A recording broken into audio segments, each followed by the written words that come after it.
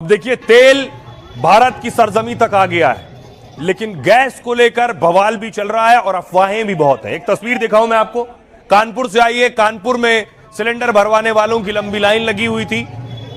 बहुत से लोग अफवाह की वजह से बड़ी संख्या में पहुंच रहे हैं, कहीं सिलेंडर खत्म ना हो जाए, इसलिए बाकायदा कानपुर पुलिस भी मौके पर मौजूद थी। कानपुर पुलिस अनाउंसमेंट कर रही थी, ऐलान कर रही थी, सभी को मिलेगा सिलेंडर, घबराइए मत। सिलेंडर की कोई कमी नहीं है, सिलेंडर सबको मिलेगा। जैसे पहले मिलता था सिलेंडर वैसे ही मिलेगा। कल चुन्नीगंज में सुबह एक गाड़ी यहाँ से जाएगी, उधर के लोग वहीं से अपना सिलेंडर प्राप्त करेंगे और जो जिनको यहाँ पर मिलता था वो यहाँ आकर प्राप्त करेंगे। सिलेंडर की कोई कमी नहीं है। जो चुन्नीगंज से लेता था वो चुन्नीगंज जाकर लेगा। सुबह एक गाड़ी चुन्नीगंज में जाकर खड़ी होगी, वहां से सिलेंडर बटेगा। सिलेंडर की कोई कमी नहीं। ये सिलेंडर की कालाबाजारी भी हो रही है। पुलिस ने रेड की है और जिन्होंने स्टॉक कर रखा था सिलेंडर, वो सिलेंडर पुलिस ने बरामद किए। महाराष्ट्र की तस्वीर आप देख रहे हैं।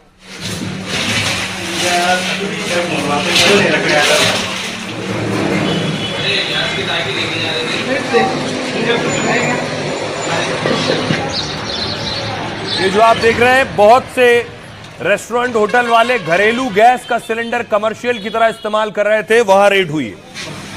एक और तस्वीर आपको दिखाऊं भोपाल की। भोपाल में भी पुलिस ने रेड की है और बहुत से सिलेंडर बरामद किए हैं जो गैराज में रखे गए थे।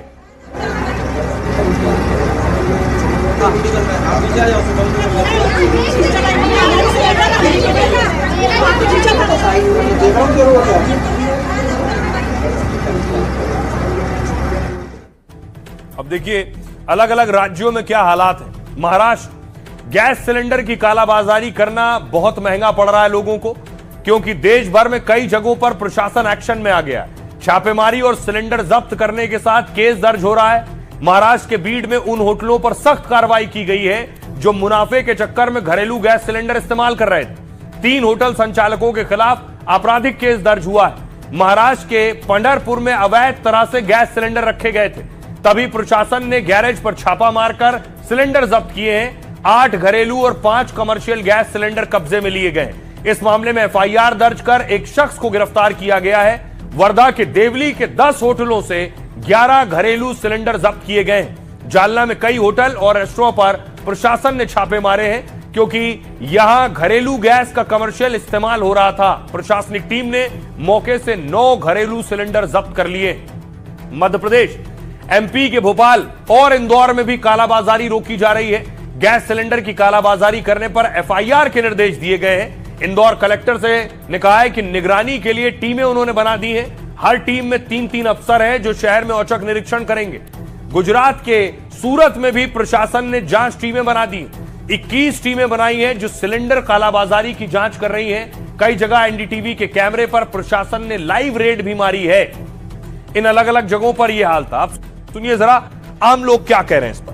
घर पे जो गैस है वो किसी भी वक्त खत्म हो सकती है, इसलिए भैया ड्यूटी का भी नागा करना पड़ा हमको कि आज किसी ढंग से ले। और अभी भी बताया जा रहा है कि शायद आज भी नंबर ना लगे हमारा। पहले तो ऐसा होता था कि आप आते हो, लाइन में लगते तो भी आपको मिल जाता था, बट अब ऐसे कि आप 1-2 दिन में आ रहे, 3 दिन में आ रहे तो भी आपको नहीं मिल रहा। यही है कि हम लोग रोजे में भी धूप में भी परेशान हो रहे हैं, सिर्फ इसलिए कि खाना बनाने के लिए गैस मिल जाए।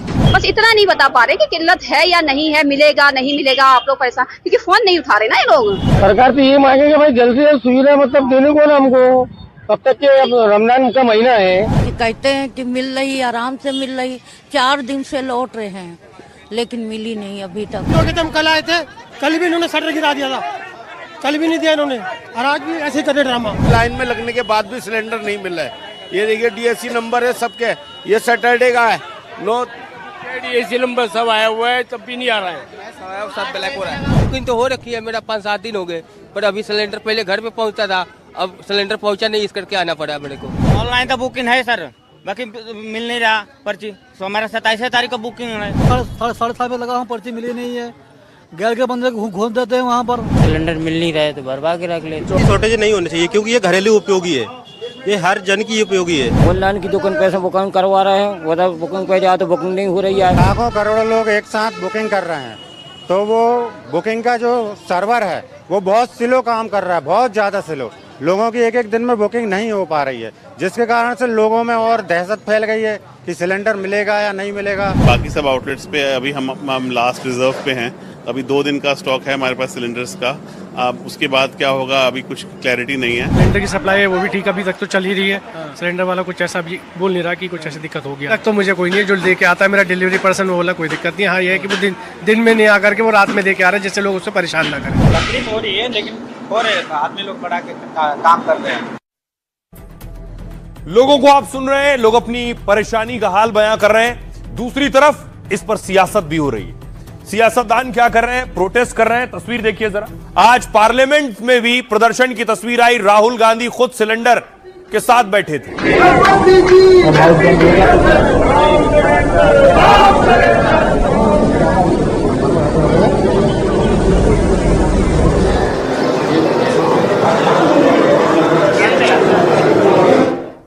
एक और तस्वीर आई दक्षिण भारत से।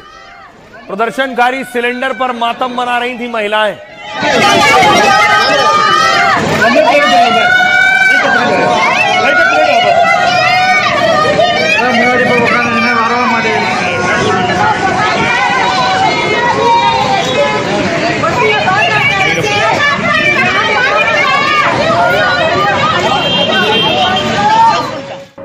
दूसरी तरफ अंबाला में देखिए, अंबाला में कांग्रेस पार्टी प्रदर्शन कर रही थी। सड़कों पर उतरे थे कार्यकर्ता सिलेंडर हाथ में लेकर।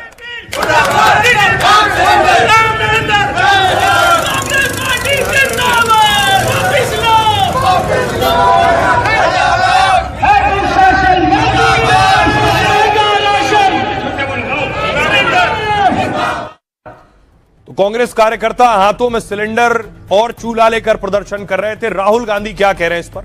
राहुल गांधी कह रहे हैं तेल गैस पर अभी तो ये पैनिक की शुरुआत है। रेस्टोरेंट होटल बंद हो रहे हैं, एलपीजी पर घबराहट है। अमेरिका कैसे ये तय कर सकता है कि हम रूस से तेल या गैस खरीद सकते हैं या फिर नहीं? केंद्रीय मंत्री हरदीप पुरी कह रहे हैं देश में तेल गैस की कोई कमी नहीं है। हम 40 देशों से कच्चा तेल खरीद रहे हैं। देश में भी एलपीजी का उत्पादन 28% और ज्यादा बढ़ गया है। सिर्फ कालाबाजारी की वजह से पैनिक बढ़ गया है। इमरान प्रतापगढ़ी कांग्रेस सांसद कह रहे हैं गैस संकट पर पीएम का भरोसा बस खोखला बयान है। क्या आप नालों से गैस निकालकर समस्याएं हल करेंगे?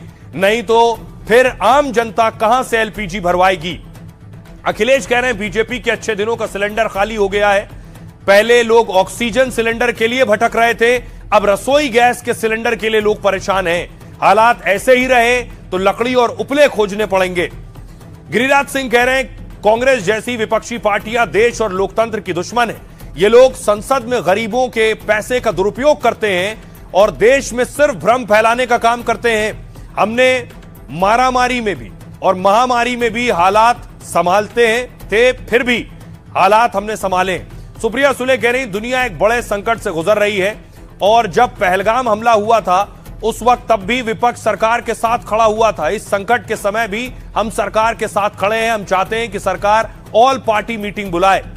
संजय झा कह रहे हैं देश में कहीं भी एलपीजी या पेट्रोल की कमी नहीं है। कुछ लोग एक साथ 4-4 सिलेंडर घर में रख रहे हैं, इसी वजह से समस्याएं पैदा हो रही हैं। आपने सुना, अब सुनिए जरा उन्हीं की जुबानी वो क्या कह रहे हैं सियासतदान। रेस्टोरेंट बंद हो रहे हैं, एलपीजी को लेकर दहशत फैली हुई है और जैसा कि मैंने कहा ये तो बस शुरुआत है। मैं ये बात हल्के में नहीं कह रहा हूँ, लेकिन क्या अमेरिका को यह तय करने दिया जाए कि हमें किससे तेल खरीदना है, किससे गैस खरीदना है? यही सौदा हुआ है क्या? ये अफवाह फैलाने या झूठी बातें करने का समय नहीं है।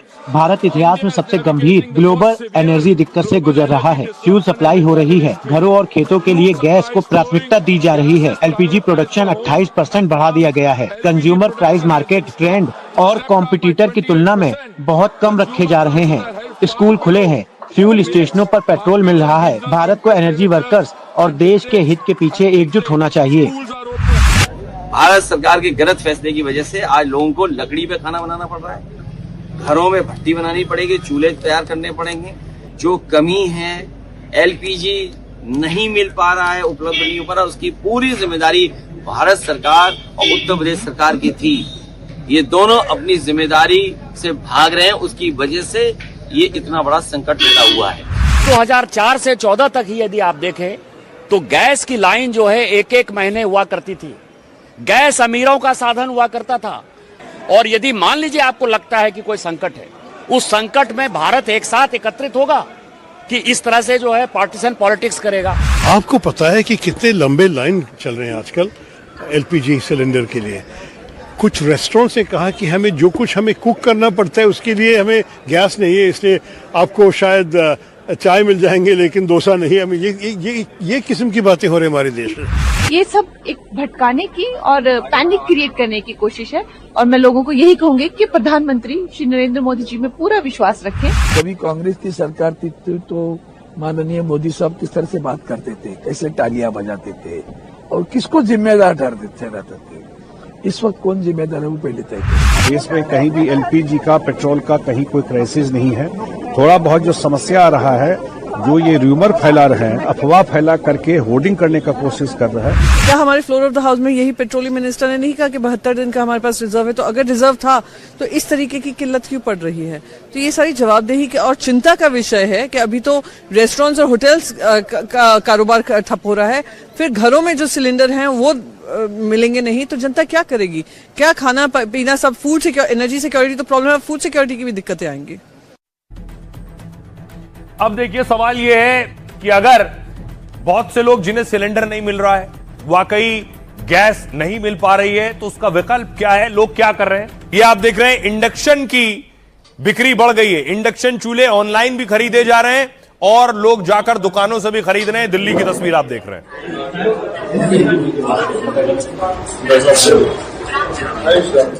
और इसी तरह दूसरे बड़े शहरों में ये तस्वीर आप देख रहे हैं। भोपाल की तस्वीर है, वहां भी चूल्हा बंद है क्योंकि कमर्शियल गैस नहीं मिल रही है, तो इंडक्शन पर काम शुरू हो गया।